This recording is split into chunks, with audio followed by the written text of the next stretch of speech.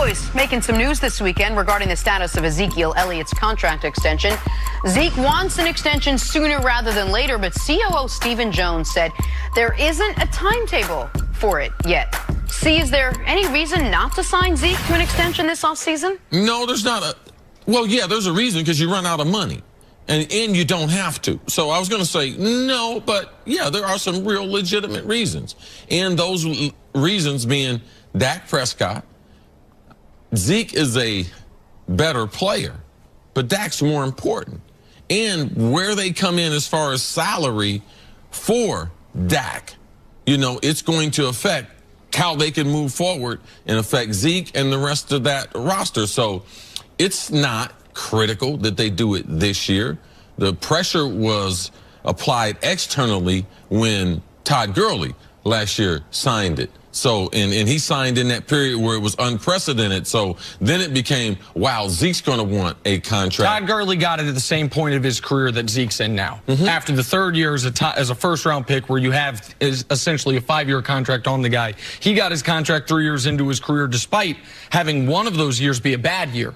Zeke has not had a bad year yet. He just finished the 3rd year of his career. Yeah, so they don't have to do it. What happened with Todd Gurley, and now seeing Todd Gurley, is he going to be 100%? That's a message sent to Zeke and to others. If you're a running back, you better get your money, because your days are numbered. We saw Isaiah Crowell with the Raiders. He already tore his Achilles this offseason. He was taking the chance to go there for a year. So in these OTAs, in these off-season workouts, you can still get hurt. So it becomes very important that the player, but Dallas and how they do things, and Jerry, sometimes they open their mouth and it puts more pressure on them because they didn't have to say anything. Well, and this is one of the reasons that I've been so against their public comments about Dak.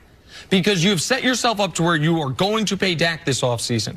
And it is so hard to make the argument to Zeke and his representation. Wait, we were drafted in the same draft class. I have been clearly one of the 3 or 4 best in the league at my position. He has not been at his. You're paying him. We know they're almost assuredly going to have to pay Amari. Dak or Zeke and his representation say he's given you 8 good games. I've given you 40 good games, or 44 good games plus the playoffs. Like, how am I not getting paid? But the argument against paying him is the cautionary tale of Todd Gurley from the team's perspective, which is a guy can look like an MVP. And at that position, now I know Todd Gurley dealt with a knee injury in college, and that might be rearing its head now in the pros. But at that position, the career spans are so short. And if you're the Cowboys, the argument against paying Zeke is a financial one. So wait, we've got him for this year super cheap. We would have him for next year at the 5th-year option.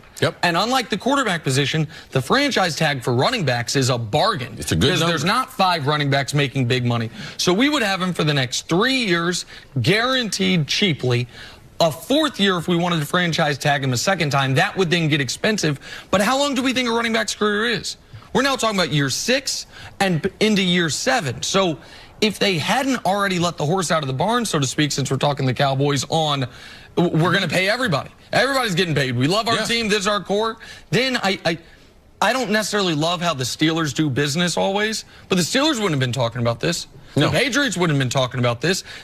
Why would we be talking about your extension when you're in just finished year 3 and of essentially a 5-year contract? So right, and even though you were drafted the same year as Dak was not the 1st rounder, so he doesn't have that option. So it is important that they get him signed. Dak's in a different position. Dak's 4-year contract's a real 4-year contract because he's not a 1st-round pick. I was going to say, so just because I don't fully understand, are his hands tied? Are Zeke's hands tied as far as any other options he has if they decide to have that extra option and then to franchise tag him? Yeah, absolutely. I mean, there's nothing he can. There's nothing he can do. There's nothing he can do. He can verbalize it, but he's just basically saying that people say, "Oh, we're going to give you some money." He said, "Oh, I just want him. I want it earlier than later." So it's the Cowboys. They help fuel this conversation. The Cowboys, to me, have enormous leverage in this spot because all Zeke can do is not show up. And that's, under the new CBA, starting training camp, that's $32,000 a day. That racks up. And Zeke's a guy who hasn't gotten that big payday yet. That's real money that starts racking up. And so I think they will pay Zeke. But again, like many things the Cowboys do, it's not necessarily how I would run the business. All right, let's get back to the NBA now.